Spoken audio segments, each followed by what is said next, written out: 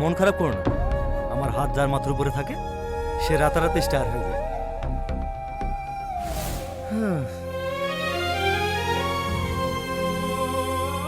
আসসালামু আলাইকুম বন্ধুরা, পল্লীগ্রাম টিভির পর্দায় আপনাদের সবাইকে স্বাগত।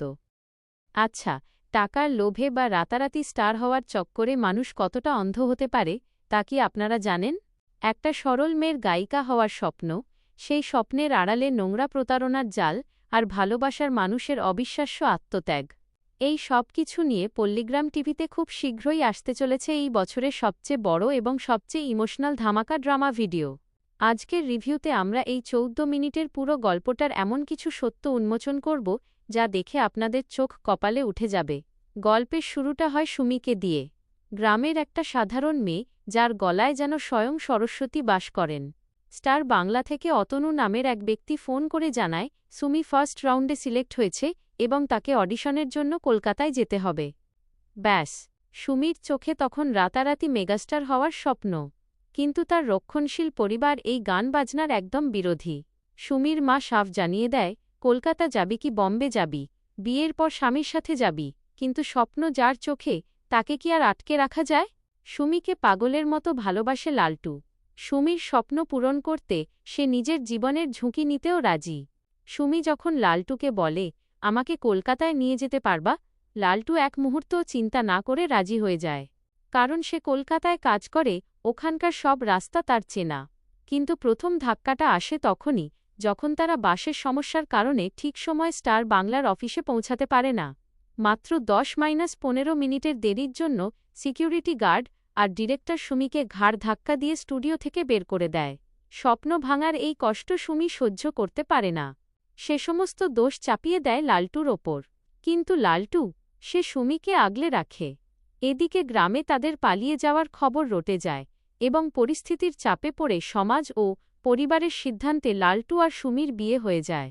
সুমি রেগে গিয়ে লালটুকে বলে, যদি আমি কাউকে সবচেয়ে বেশি ঘৃণা করি তবে সেটা তুমি। কিন্তু লালটুর উত্তর ছিল এক বুক ভালোবাসা মেশানো। সে বলে, আমি স্বামীর অধিকার চাই না সুমি, শুধু তোমার স্বপ্ন পূরণ করতে চাই। কি অদ্ভুত এবং নিঃস্বার্থ সেই ভালোবাসা! গল্পের নতুন টুইস্ট আসে যখন লালটুর প্যান্ট্রি বা পুরনো বন্ধু কিরণ কলকাতা থেকে গ্রামে ফেরে। কিরণ সিনেমা লাইনে কাজ করে। সুমির গান শুনে সে বলে, টিভিতে চান্স পেয়ে কি করবি? তোকে আমি ডাইরেক্ট বড় ডিরেক্টরের সিনেমায় চান্স পাইয়ে দেব। সুমি আর লালটু আবার কলকাতায় যায়। কিন্তু সেখানে গিয়ে তারা মুখোমুখি হয় ফিল্ম ইন্ডাস্ট্রির চরম এবং নির্মম বাস্তবতার। বড় ডিরেক্টর সাফ জানিয়ে দেয়, টাকা ছাড়া এখানে কোনো নতুন শিল্পী জায়গা পায় না। অর্পিতা নামের এক মেয়ের মা এই মুভিতে 40 লাখ টাকা ইনভেস্ট করেছে, তাই চান্স সে পাবে। কিন্তু দালালেরা কি আর সহজে হাল ছাড়ে? কিরণ তখন সুমিকে অন্য এক নামী মিউজিক ডিরেক্টরের কাছে নিয়ে যায়। সেই ডিরেক্টর সুমিকে কুমার শানুর সাথে গান গাওয়ার লোভ দেখায়, আর এর জন্য দাবি করে বসে নগদ 2 লাখ টাকা। সুমির স্বপ্ন পূরণ করতে লালটু অন্ধ হয়ে যায়। সে নিজের বাবাকে বাধ্য করে একমাত্র 1 বিঘে চাষের জমি মাত্র 1,20,000 টাকায় বন্ধক রাখতে। এমনকি নিজের সাধের লাল রঙের গাড়িটাও বিক্রি করে দেয় লালটু। টাকার জোগাড় তো হয়ে গেল, কিন্তু এরপর সুমির ভাগ্যে কি অপেক্ষা করছিল? 2 লাখ টাকা হাতে পেয়েই মিউজিক ডিরেক্টরের আসল রূপ বেরিয়ে আসে। সে সুমিকে একা তার কেবিনে ডাকে। সুমিকে আপাদমস্তক দেখে সে বলতে শুরু করে, ইউ আর সো গর্জিয়াস। 2026 এর সেরা গান আমারই তৈরি। তোমাকে মালয়েশিয়া শ্যুটের জন্য নিয়ে যাব। সুমি যখন এই সাফল্যে আনন্দে আত্মহারা, তখনই ডিরেক্টর তার আসল নোংরা চালটি চালে। সে সুমিকে বলে, এই 2 লাখ টাকা তো শুধু একটা ফর্মালিটি। তুমি যদি রাতারাতি স্টার হতে চাও তবে আগামীকাল রাত 8টায় প্রিন্স হোটেলের 405 নম্বর রুমে চলে আসো। হ্যাঁ বন্ধুরা, একেই বলে কাস্টিং কাউচ। মিউজিক আর স্টারডমের আড়ালে চলা এক জঘন্য নোংরা খেলা। সুমি কি তার সম্মান বাঁচাতে পারবে? লালটুর বাবার রক্ত জল করা জমানো টাকা আর বন্ধকি জমির কি হবে? লালটু যখন এই সত্যিটা জানতে পারবে তখন সে কি করবে? এই সব প্রশ্নের উত্তর মিলবে এই দুর্দান্ত ড্রামাতে।